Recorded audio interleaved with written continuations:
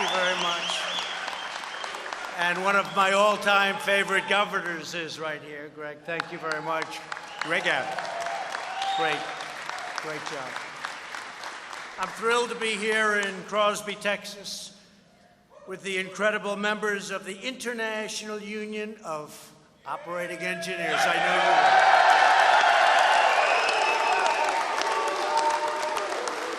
I know you well, and I also know who most of you voted for, and I appreciate it. When our nation builds and maintains pipelines and pumps, oil rigs and runways, bridges and boilers, operators get the job done with unmatched excellence and skill. There is nobody like you, nobody. With the help of the incredible workers in this room, the United States is now the #1 producer of oil and natural gas anywhere in the world, anywhere on the planet. Not even close. Made a lot of progress in the last 2.5 years, haven't we, huh? Took down a lot of barriers to production and to the pumping, so many different things. I just met some of you folks outside. They gave me a little lesson. I knew a lot, but I didn't know they could lay as much pipe as that, and so fast, Jim, right? So fast. Incredible. There's nobody in the world can do what you folks do. Yes. And we're going to make it easier for you. Because in a few moments, I will sign 2 groundbreaking executive orders to continue the revival of the American energy industry and jobs. My action today will cut through destructive permitting delays and denials. You know about that? You know about delays? Or it takes you 20 years to get a permit? Those days are gone. Now, you may not get it at all, but it's going to take... It's going to be quick if you don't. It'll be quickly missed. You know, they say miss it quick. Do you ever hear that? Miss it quick. But that's not going to happen too often. So that you can get to work producing the energy and the infrastructure our country needs to thrive and compete and to win. All over the world, we're winning. Our country is respected again. Respected again. So we're pleased to be joined by your great union leadership. General President, a friend of mine, Jim Callahan. He knows all my friends back in New York. Big Jim. And your General Secretary, Treasurer, Brian Hickey. Brian.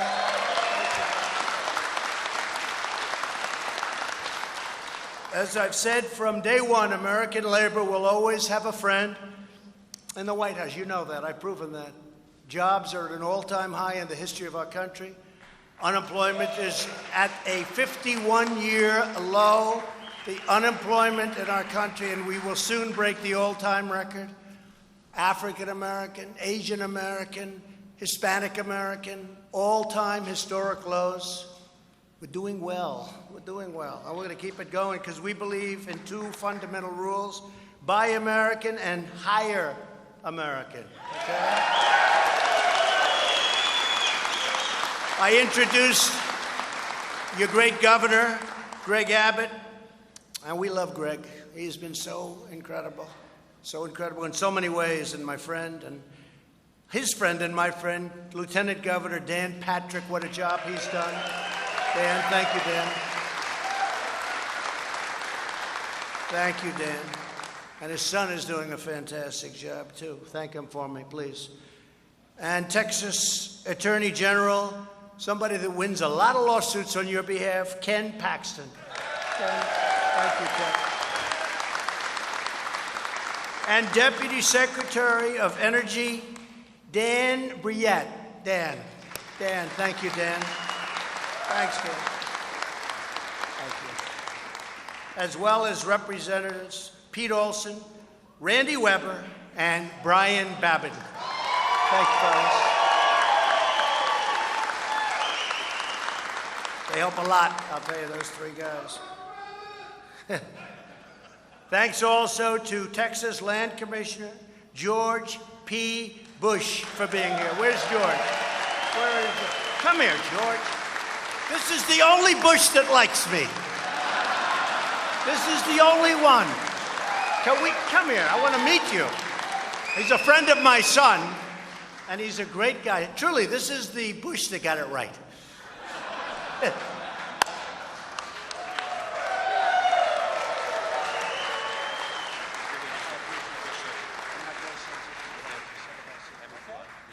Thank you very much.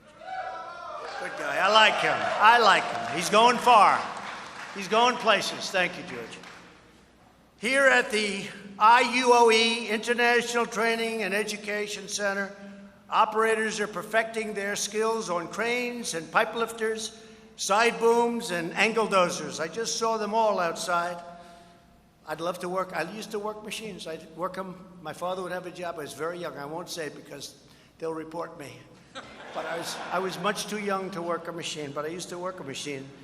And then I used to love the D10s. Now they make D12s. You don't get too many of them, but they still make them, right? Under this administration, we've ended the war on American energy like never before. Nobody believed that this was going to happen. And we put thousands and thousands of patriotic union members like you to work building our energy future. Since the election, we've created more than 5.5 million new jobs and more than 60,000 brand new oil and gas pipeline construction jobs. We approved the Keystone Pipeline almost on day one.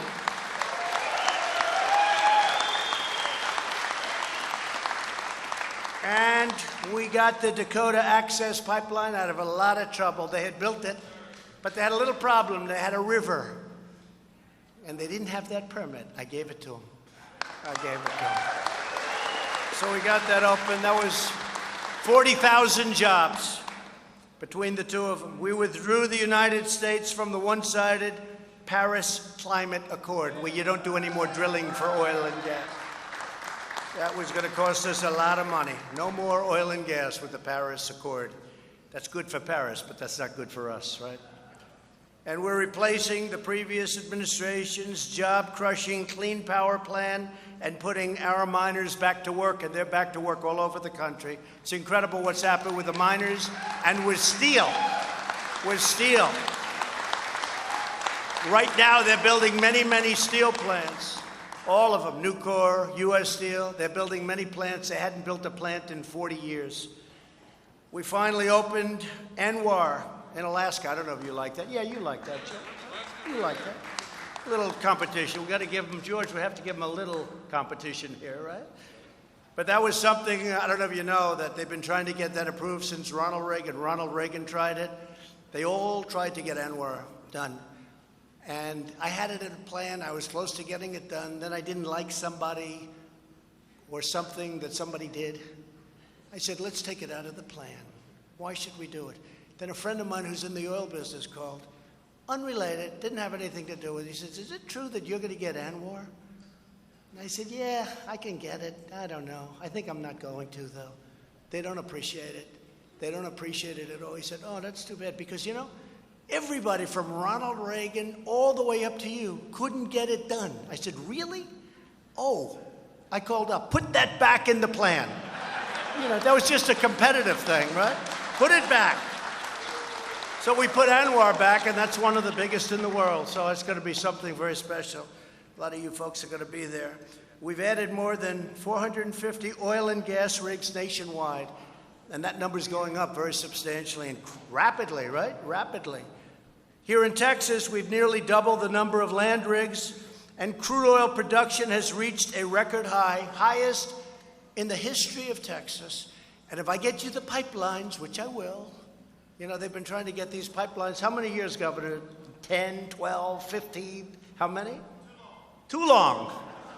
And we're going to try and do it in 6 months. Is that okay? We'll try. EPA. And that means jobs, jobs, jobs. And that's a lot of jobs, and it's a lot of additional product. It's a lot of stuff. At the same time, we're strongly protecting the environment. We have to protect the environment. The United States has among the very cleanest air and water developments in the world, and also we have the cleanest air and water, they say, in the world. We are the best, and you want that, and I want that. I want clean air and beautiful, crystal clean water, right? We want that. People don't understand that about us. They don't understand that. And we also have right now the strongest, by far, economy anywhere in the world. We're the envy of the world. And we're negotiating deals with China, with Mexico, with Canada. And many of them are already negotiated. We have others to go, but we're doing a great job. The trade deals we were being taken advantage of, you would not believe. Yeah, you would believe. You guys understood it. You understood it better than the politicians. You understood it better than the people that used to stand here. But too often, badly needed energy infrastructure is being held back by special interest groups, entrenched bureaucracies, and radical activists. Shocking to hear that, isn't it? So true. For example, this past winter, Americans in New England, great place, paid up to 4 times more than nearby Pennsylvania to heat their homes. And also in New York, they're paying tremendous amounts of money more for energy to heat their homes because New York State blocked a permit to build the Constitution pipeline. It's a pipeline that goes across. And we actually buy a lot of oil from other countries like Russia because we aren't being permitted to build a pipeline through New York State. How about that? Not too good. This obstruction does not just hurt families and workers like you, it undermines our independence and national security.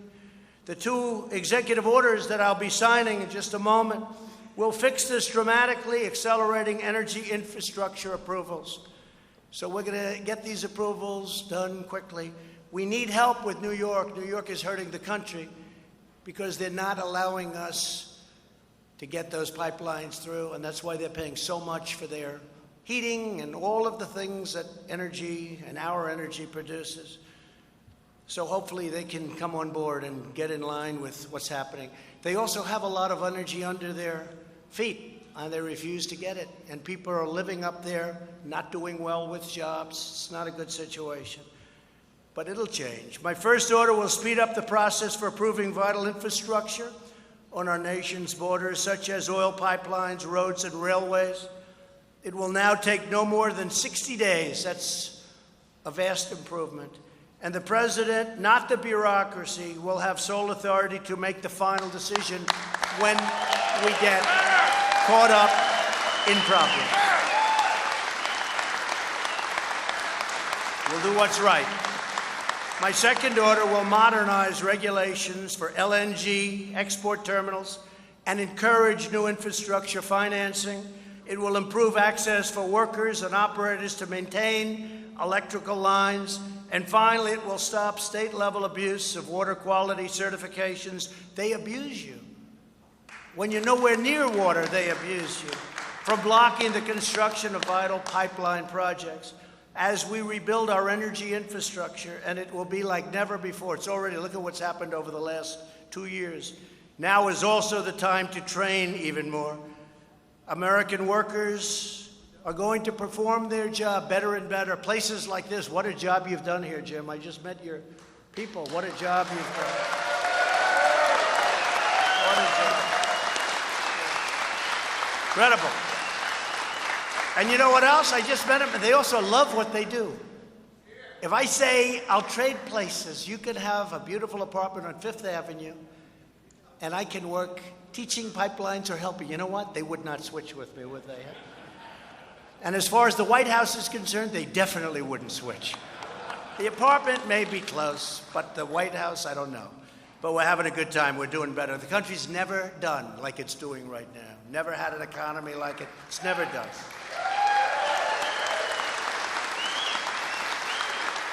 And you know, the world took advantage of us in so many ways, but certainly on trade, and that's coming to a halt. They understand that. They understand. They understood what was happening, and they don't even blame me. And I don't blame them. I don't blame China for taking out $500 billion a year. $500 billion. How about that? It wouldn't happen if you were negotiating. You almost say, who were these people that were making this whole, letting this happen? And I said to President Xi of China, I don't blame you. I blame the people that were in my position. But those days are over. I said that. Those days are over. And we're in the process of doing a reasonable deal. But this is all why we launched the pledge to American workers, and our partners have committed to providing more than 6.7 million training and enhanced career opportunities to their American workforce. We've done an incredible job. My daughter Ivanka, she works so hard on it. Walmart and all of the big companies have just stepped up, and they're doing an incredible job hiring people. So I'm proud to announce that the International Union of Operating Engineers signed the pledge today and committed to train almost 550,000 Americans for the jobs of tomorrow.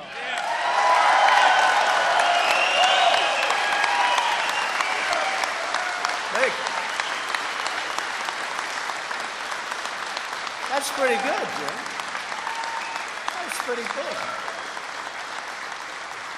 That puts you up there with the biggest companies in the world, Jim. I'm impressed. You've come a long way. Huh? With us today is Brandon Cooper from the Operating Engineers Local 3. Brandon, come on up. He lost his job a few years ago and came here to learn about pipeline construction. Brandon, where's Brandon? Where's Brandon? Come here, Brandon.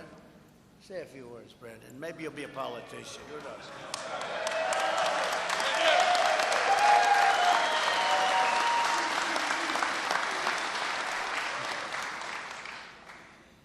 I've worked in construction for years. I've been a member of Local 3 of California for over a decade, doing utility work, grading, a little bit of everything. But I've never worked in a pipeline industry, and I need a training. You can't fake your way through things in this industry. You have got to produce or you're gone. A contractor will let you go at a drop of a hat if you're not making money. It's funny, the pipeline industry has a totally different language. Despite working in the industry for years, I didn't know the lingo. Their terminology is different than the rest of the industry. With the union, you have that opportunity to expand your skills. I didn't used to be proficient on all the equipment until I got in the union. Union training opportunities have given me a chance to better my operating engineer, making more money, building retirement, security, and having good health care. This opportunity at this International Training Center is going to pay my dividends. It has been a great experience. We appreciate what you're doing, President Trump, to grow this industry. Thank you.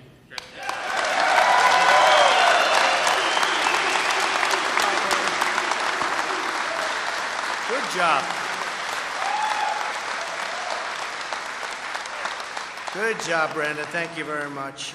I also want to introduce the great Larry Kudlow, please. He wanted to be here today. I said, you don't have to come, Larry. He said, this is very important. Larry Kudlow, thank you. So now more than ever, our nation needs dedicated operators like all of you. With incredible grit and talent and spirit, you lay the pipes that power our industries. You raise the beams that build our skyscrapers.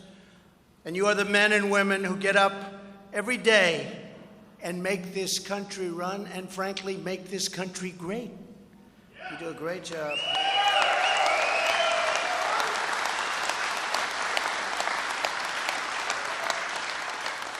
And what you understand better than anyone is you take pride in your work, and our nation will always take pride in you. We have great respect for the work you do, believe me. To all of the talented operating engineers, thank you for inviting me here today. Very special. I know so many in this world, as Jim learned in the plane. He got to be on Air Force One today. He was very proud.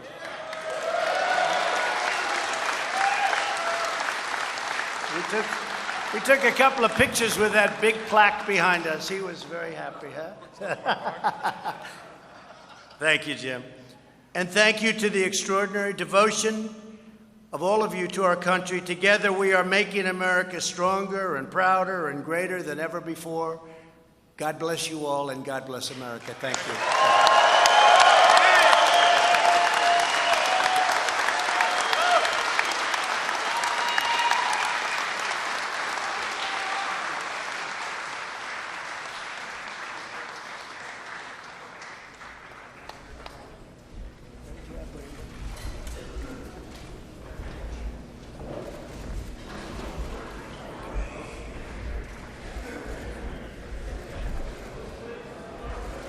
Should I sign it?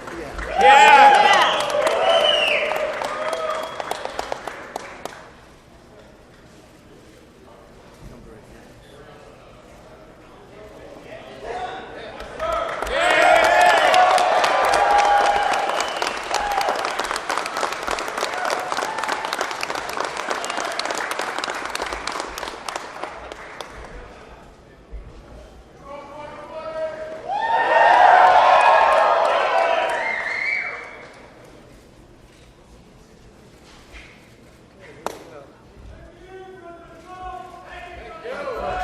You spread them around, okay? Spread them around. Thank you, everybody. Thank you. Thank you, folks.